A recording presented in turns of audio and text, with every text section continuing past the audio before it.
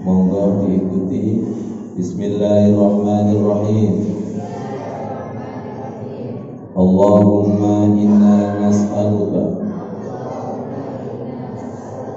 ilman nafi'an wa rizqan wasi'an wa shifaa'an min kulli da'in.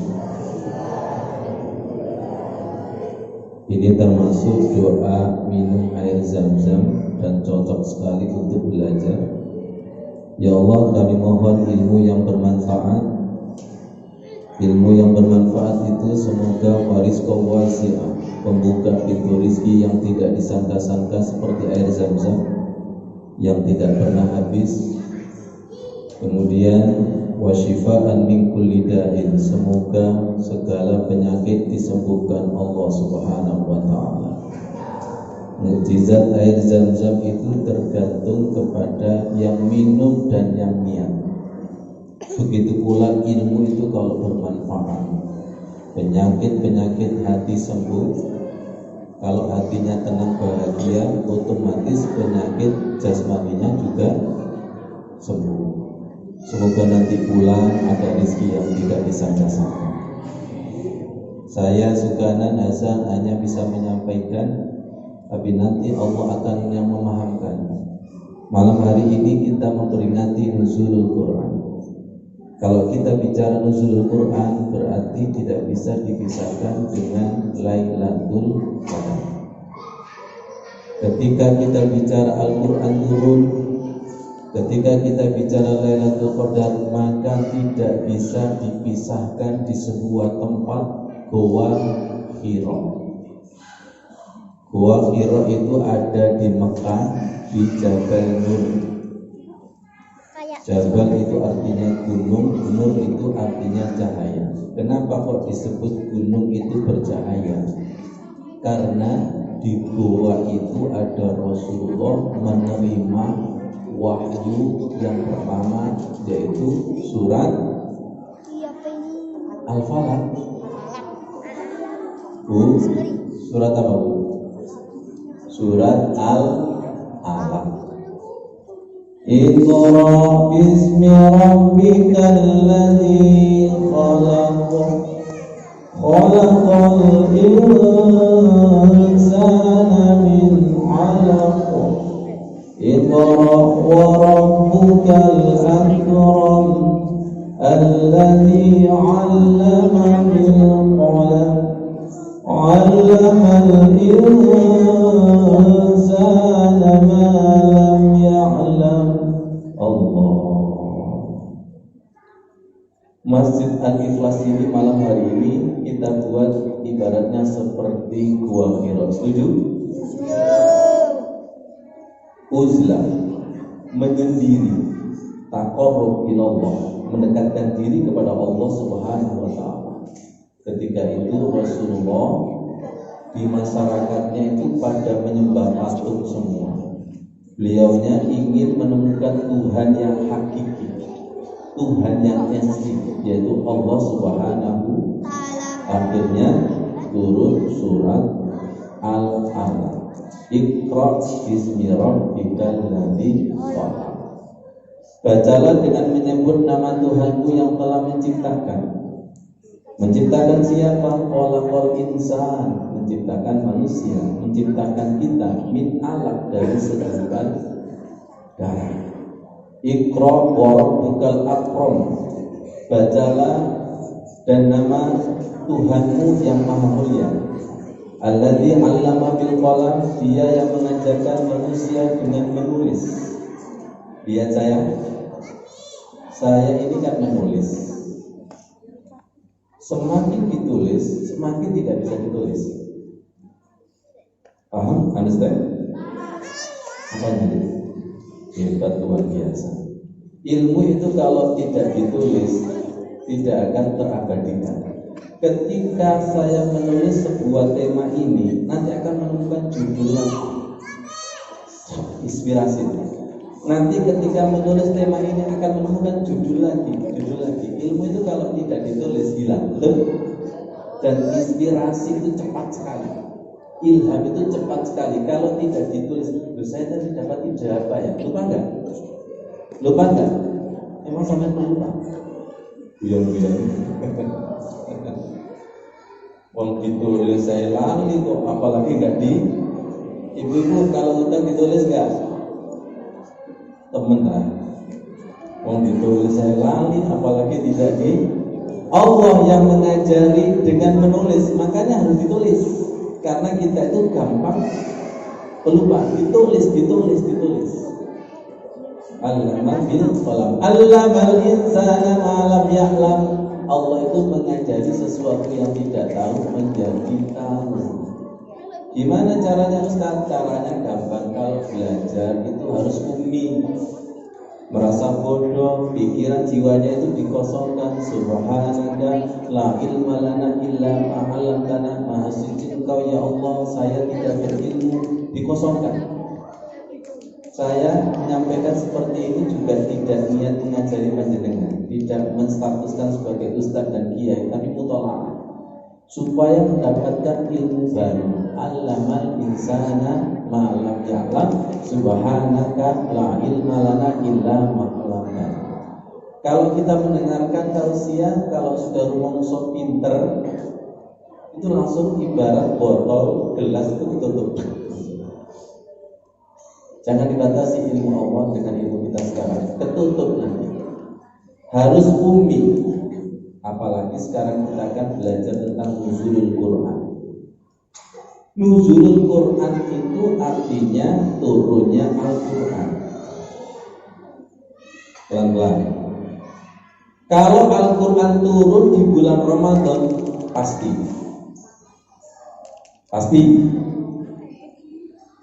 Kalau Al-Quran turun di 17 Ramadan, turun di 10 yang ketiga, pasti. Yang jadi masalah itu ini, lihat saya supaya paham.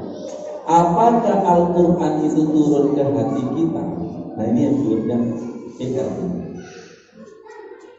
Selama puasa sekian hari, hati kita ini kan dibersihkan dengan puasa tasbih, dengan membaca Al-Quran tasbih, dengan sedekah zakat tasbih, dengan berangkat ke masjid itu namanya tazkiyah. Tazkiyah itu membersihkan hati.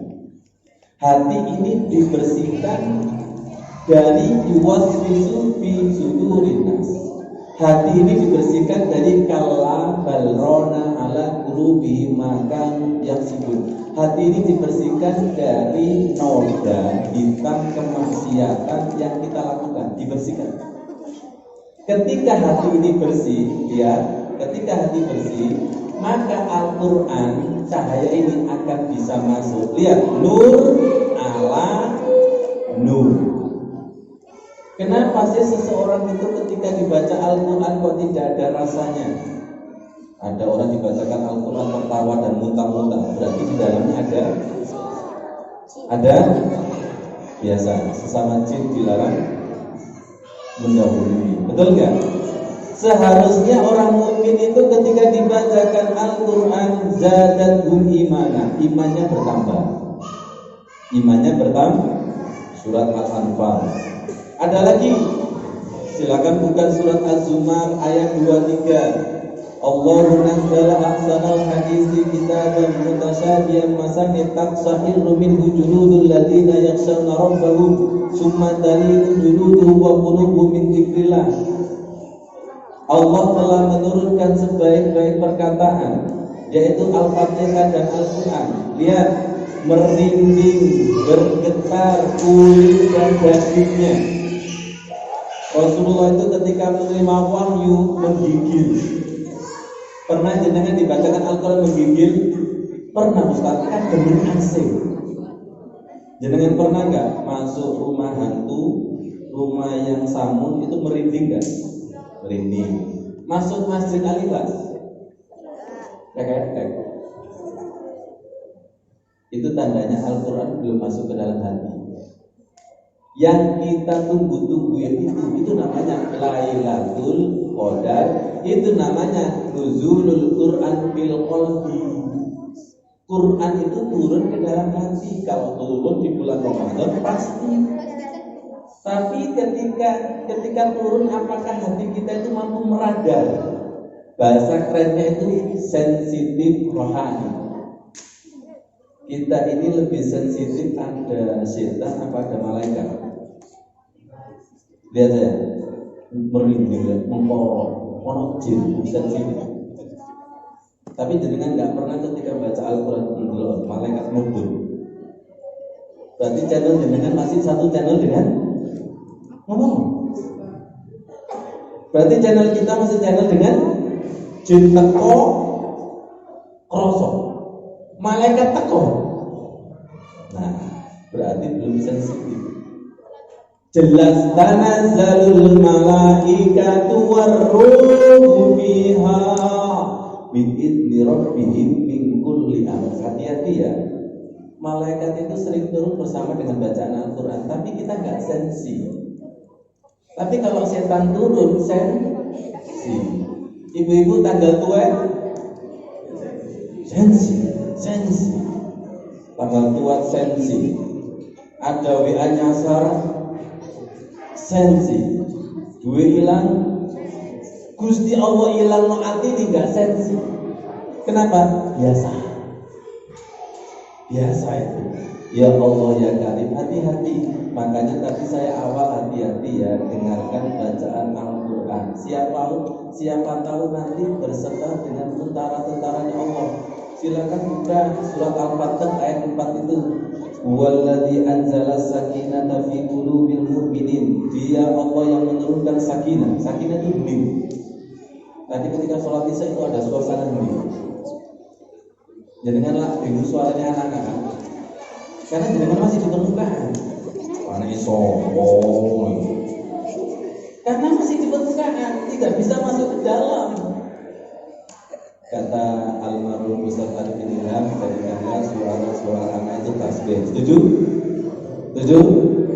Di Pakistan itu bersedihlah ketika di masjid tidak ada suara anak-anak. Tambah suara wakil. Jadikanlah tasbih. Tergantung dan tidak itu tergantung mindset kita. Dia Allah yang menurunkan ketenangan. Perhatikan, fi qulubil mu'minin, ke dalam hati orang yang beriman. Liyazdadu imanan ma'i imanihim, untuk menambah keimanan. Nah ini, walillahi junudus samawati wal ardh wa kana Allahu aliman hakima. Dan bersama sakinah itu tentara-tentara Allah dari langit. Siapa itu? Malaikat. Panjenengan itu kalau sholat itu yakin gak ono malaikat kanan kiri? Yakin, tapi tak lisan toh. Kalau masuk rumah hantu yakin ada hantu. Loh, saya ini kok sama hantu kayak yakin nih. Sama malaikat kok belum? Kenapa? Karena belum mengalami. Nanti kalau sudah mengalami, subhanallah, luar biasa. Dan kita itu di pondok itu sering ketika lagi asik sholat, tiba-tiba itu ada seteruman dari bacaan Al-Quran, langsung menangis semua. Satu jamaah itu nangis semua. Itu namanya nuzulul Quran, itu namanya Lailatul Qadri. Dan kita tidak tahu nanti salam yang keberapa, bacaan yang mana kita nggak tahu. Itu rahasia Allah Subhanahu wa Ta'ala. Syaratnya adalah sensitif rohani. Nah, kita ini dikuasakan dalam rangka untuk mensensitifkan rohani kita. Karena rohani kita itu innalillah, roh kita itu dari Allah, wa inna ilaihi raji'un. Kenapa rohani kita itu tidak sensitif? Karena diliputi oleh setan. Di dalam hadis disebutkan, andai kata hati manusia ini tidak dikerumuni oleh setan, la nadaru malaku tasamat, pasti bisa melihat alam malaikat. Semoga jenengan nanti dipilih Allah Subhanahu wa Ta'ala untuk mendapatkan Lailatul Qadar. Perhatikan, tanda Lailatul Qadar ada 5. Tolong dengarkan, kalau ilmu ini sudah terdengar oleh panjenengan berarti diizinkan untuk mendapatkan Lailatul Qadar. Ikhlas? Ikhlas ya? Panjenengan ikhlas, saya ikhlas, dan saya tidak boleh rumong sosok tahu Lailatul Qadar supaya saya mendapatkan. Tapi ngajak panjenengan untuk menikmati seperti apa Lailatul Qadar itu ketika turun. Biasanya orang itu kalau ingin mendapatkan Lailatul Qadar biasanya menghadang malam ganjil. Nah saya jadi bingung, malam ganjilnya Muhammadiyah apa NU? Ujung guyu, Pak Anton. Kalau menurut Muhammadiyah ganjil NU, jawaban Gus Dur gitu aja kok malaikat dan Gusti Allah nggak bingung. Ya, kalau kita misalnya sepertiga malam kira-kira di Mekah jam berapa? Mundur 4 jam. Alhamdulillah malaikat dan Gusti Allah tidak bingung. Understand? Paham maksudnya? Cari Lailatul Qadar itu jangan hanya malam ganjil kok genep turu. Dari malaikat, arek-arek iki nang-ndi gitu. Ini kesadaran orang awam. Betul kata Gus Bahar. Masyaallah. Memang Lailatul Qadar kita itu kualitasnya rendah, hanya menghadap malam malam ini gendek nang biar arek dari malaikat. Logikanya gampang, malam ganjil cinta. Nanti malam genap 10 ya aku gak cinta. Tidak seperti itu. Tidak ada bedanya antara ganjil sama genap. Tidak ada bedanya. Tetap siaga. Siap? Oh namanya sensitif rohani. Satu tanda malam Lailatul Qadar, ketika itu udara tidak terlalu panas dan dingin. Subhanallah. Nanti tolong ya. Kira-kira nanti sensitif apa enggak? Udara tidak terlalu panas dan dingin. Yang kedua, langit cerah. Yang ketiga,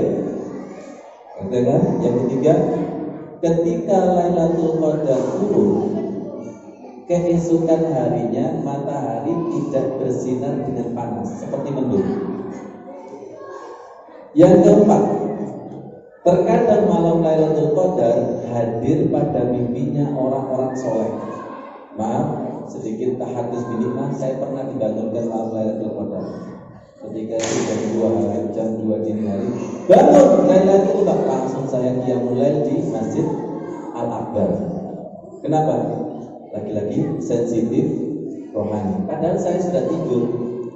Karena jiwa kita ini selalu disadarkan kepada Allah, maka jiwa ini lebih sensitif daripada otak, daripada panca indera. Ditarik oleh Allah Subhanahu wa taala. Kemudian yang kelima, tidak ada suara binatang yang teriak-teriak. Hening sekali. Tentunya tanda ini tidak bisa dirasakan oleh sembarang orang. Tapi orang yang betul-betul selama Ramadan itu tazkiyah, membersihkan hati dengan bacaan Al-Quran, membersihkan hati dengan zikir, dengan zakat, infak, sedekah, dengan sholatnya khusyuk, dan itu anugerah yang luar biasa. Yang paling akhir, tanda orang mendapatkan Lailatul Qadar itu justru nanti pasca Ramadan. Satu, semakin menjadi wakilnya Allah, dan yang paling nyata semakin cinta Al-Quran. Lihat saya, ketika di Gua Hira, ketika Lailatul Qadar itu yang turun apa? Quran. Saya ulangi lagi, ketika di Gua Hira, ketika Lailatul Qadar yang turun adalah Quran. Salahnya orang ketika Lailatul Qadar itu membawa proposal doa dunia sebanyak-banyaknya. Ya Allah, minta kulkas, Asia, kipas angin. Dikiranya Lailatul Qadar itu hartono. Yang betul adalah Amruddin membawa masalah agama. Ya Allah, pulau bagi bangun masjid. Nah, Amruddin, saya mau bangun pesantren, saya mau membangun lembaga pendidikan Al-Quran. Itu Amruddin. Kalau dengan membawa Amruddin, dunia ngikut. Understand? Tapi kalau dengan membawa masalah dunia di depan, Gusti Allah disuruh ngikut, datang biro.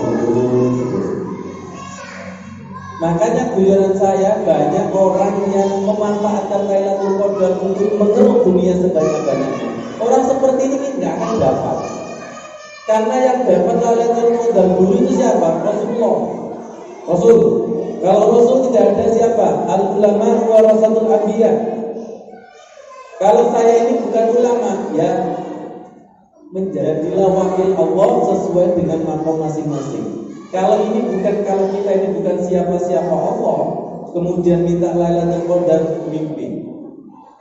Jadi kita sebelum Ramadan ini siapanya Allah.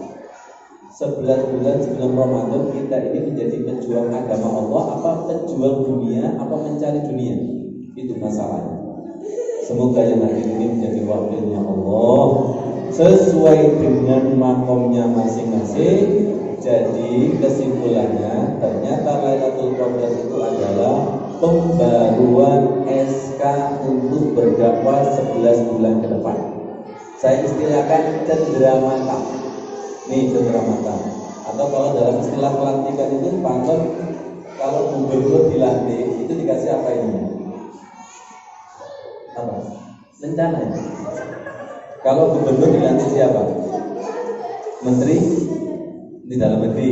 Kalau bupati dilantik siapa? Gubernur. Kalau Pak Lurah dilantik siapa? Kira-kira kalau misalnya bupati dilantik Pak Camat itu gimana? Semoga paham. Kalau Rasulullah dilantik oleh siapa? Dilantik oleh Allah Subhanahu wa taala melalui malaikat Jibril. Semoga dengan tausiah ini menjadi ilmu yang bermanfaat sebagai jembatan kita untuk mendapatkan Lailatul Qadar dengan rendah hati. Saya akhiri, nanti kita akan sholat dengan tumanina, tidak terlalu panjang, tidak terlalu cepat. Harapannya ayat-ayat yang kita baca menjadi cahaya di atas cahaya, nur ala nur. Wassalamualaikum warahmatullahi wabarakatuh.